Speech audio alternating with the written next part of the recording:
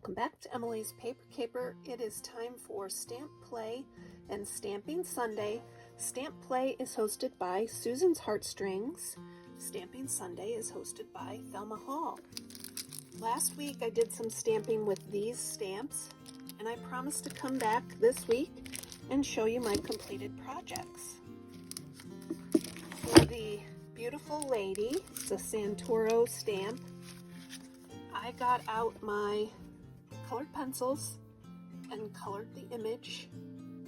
I didn't do a lot of fancy coloring, just some quick coloring. For the skin tones, I used crayon, Colors of the World crayons. There are a lot of different skin tones in here, and I find that crayons are very forgiving and just make coloring a little bit less stressful when you're doing skin tones. So that's what I used on her face. And I distress inked around the edges and just mounted her on a blank card.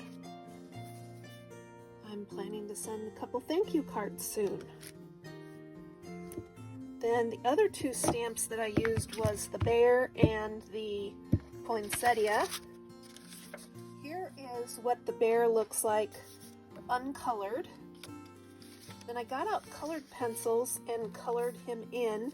Then I went in with some Gamsol to blend the colored pencil. And here is a picture of what it looked like in process. And these are what they look like finished. For the poinsettia, Thelma Hall had the idea that maybe the teddy bear could hold the poinsettia, and I did the poinsettia. I always say it wrong. I did a couple different ways. For this one, I just colored the poinsettia in with colored pencils, and on this one, I had stamped it in green and red, and I paper pieced. So just to show a different way to use a stamp. Which one do you like better? The one that's colored with colored pencils or the one that's paper pieced? It's a different kind of look.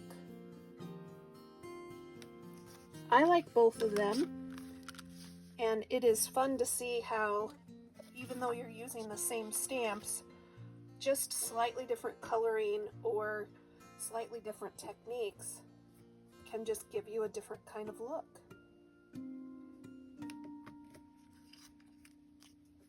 Let me know if you have any questions. I'd love to hear from you.